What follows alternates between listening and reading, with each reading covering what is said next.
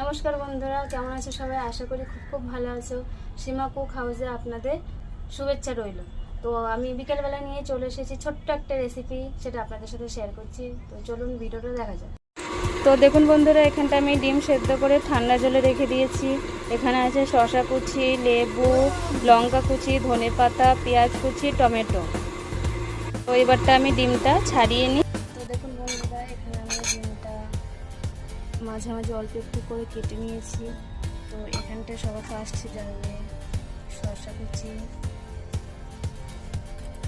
তারপরে যাবে টমেটো কুচি, তারপরে যাবে পেঁয়াজ কুচি, তারপরে যাবে ধনেপাতা কুচি আর লঙ্কা কুচি। আর এখানটায় দুটো লেবু আছে, একটু চিপে রস দিতে হবে।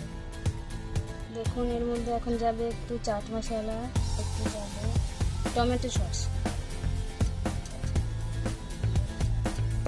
তো এটাকে আমি এখন মিক্সড করে নেব। আমাদের স্টাফিং রেডি। এবারটা এই যে ডিম আছে, ডিমের মাঝামাঝি অংশে স্টাফিংটাকে দিয়ে দিতে হবে।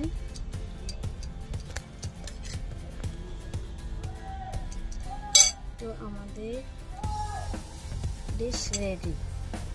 তো দেখুন বন্ধুরা, আমার রেসিপি রেডি। আপনাদের সাথে দেখা হচ্ছে পরের ভিডিওতে। ততক্ষণ সুস্থ থাকুন, ভালো থাকুন।